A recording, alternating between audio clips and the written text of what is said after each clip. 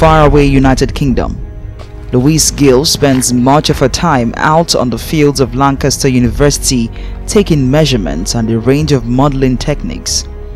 Her research project at the Center for Global Eco-Innovation aims to deliver scientific evidence on the benefits of trees and other measures of natural flood management to flood peak reductions for Lancaster City. Okay. So then this is the bit that collects all the water in, so the water comes in through here and then basically into one of these, so then once it gets a certain amount in, it tips over and the reed switch clicks on and it registers when it tipped, the time and the date, and that's now I can download this data and it's stored on here, and then the other one starts filling up and the other side it does the same again.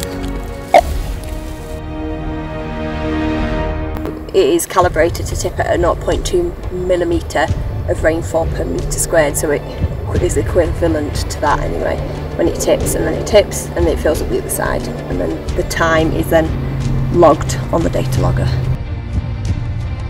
In December 2015, the flood discharge in the River Lune was the largest ever recorded on an English river, resulting in severe flooding in Lancaster City and loss of power for thousands of residents. This renewed the nation's interest in using natural measures to help mitigate floods.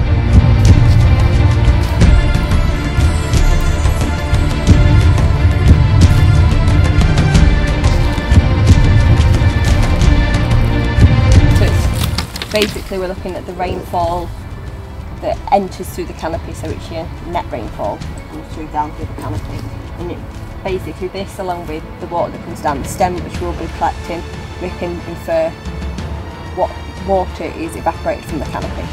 The tipping buckets are a lot bigger, the capacity inside is a lot bigger. Okay. And they've basically got buckets just the same, but they're a lot bigger. They hold around 100 millilitres of water. The water will come down through here when it's dropped in the canopy. It's collected inside the funnel. The funnel's down into the tipping bucket. In the tipping bucket, it collects in one side of the bucket, which then, when that has reached its capacity, tips and it starts filling up the other side. The data logger, this is the data logger here. It's the same type of data logger as in the rainfall gauge, and that basically records each tip.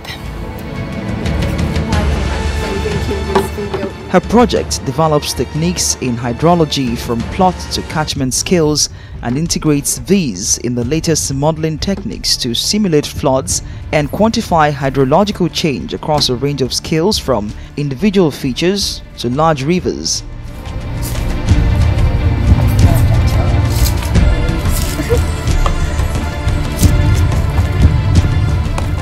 This is why I have to visit it so often. This cursor, it's not even autumn.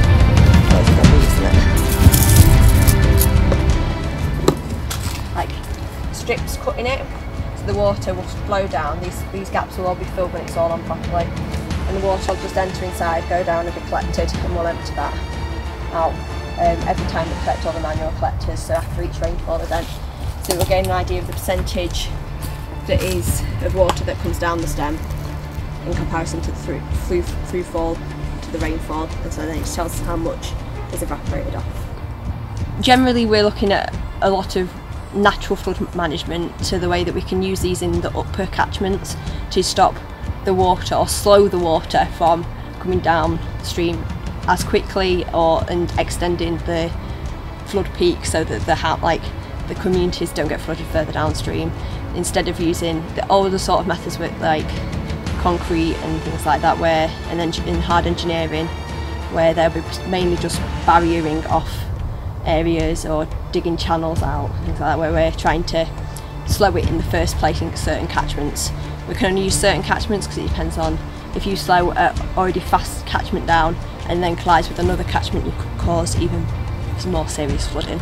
So we have to be careful in those that we pick, because they can actually, we're looking at this is a horse chestnut, so we're looking at horse chestnuts, oaks and beeches, but they can also there's a lot of work already done on coniferous forests, and there's other work in other countries that have shown how big, the larger effect beech have over some other different types of trees as well, so really distinguishing things that are native to this country in which the woodlands trust would rather plant. the effect that they could have. Flooding seems to be occurring a lot more recently, so it's just important to give people peace of mind and the cost that is inevitable with flooding that occurs. So doing anything that can help prevent it or help decrease the amount of flooding is important.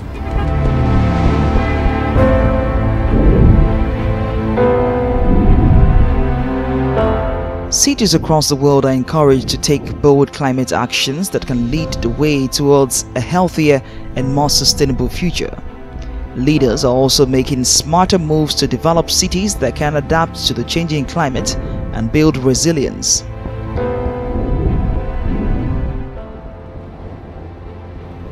Nigeria and many developing countries lack capacity to adapt, worsened by poor leadership and embezzlement of ecological funds meant to tackle environmental devastations and the impacts of climate change.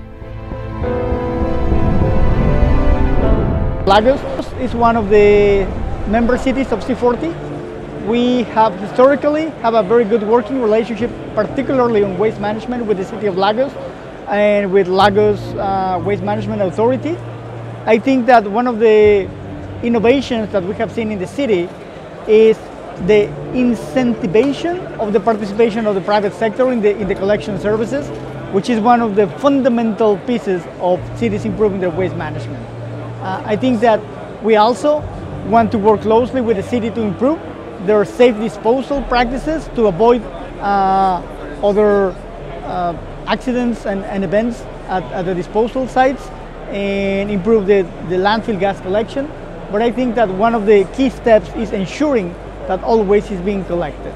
Lagos was also recently the host of the C40 Climate Action Plan Resource Center that C40 hosts launched to help cities achieve on their commitment to develop climate action plans that are consistent with the Paris Agreement. And there will be a technical assistance program intended to support African cities to meet that commitment. That program was launched a month ago in Lagos, and I think that it will ignite a lot of attention on the importance of addressing emissions, and particularly for Africa, waste management is one of the most critical sectors, and we look forward to collaborate with Lagos and all of the other African cities. You know, you need a series of things. You need legislation, legislation which makes it difficult to go always to the cheapest solution, for example, open dumping of waste. So you need legislation to avoid open dumping of waste. You need financial resources which can be spent on separately collecting the waste. And you need some financial resources also to stimulate the building of new plants. Now, a lot of these financial resources can come from the private sector, and private sector investors are looking always for new investment opportunities. If the legislative frameworks and the legal frameworks are clear and give a guaranteed legal recourse, guaranteed recourse to law, generally you will find that where there is an opportunity, private investors, local Nigerian private investors, but also foreign investors will come into the market. The problem a lot of countries face is they have several layers of government, central government, state government, city government, and they therefore have a policy mix which is very, very confusing, particularly to investors coming from abroad who don't understand the local culture. And one of the most simple things that you can do to make investments in food waste and in bio-waste and in biogas happen in Nigeria is to actually just make the legal processes clearer, more simple to understand, and more enforceable in a court of law. That's the first thing to do.